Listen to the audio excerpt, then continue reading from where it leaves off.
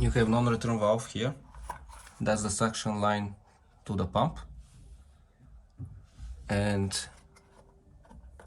it may stuck for some reason, usually dirt, but what happened to me is actually that thing was inside. Somehow this thing went through that small space here between the seal and the drum. This is the only way somehow that tube passed through,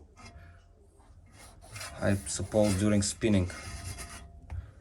And yeah, to reach that point I'm going to show you. You have to remove that door. There are a few screws.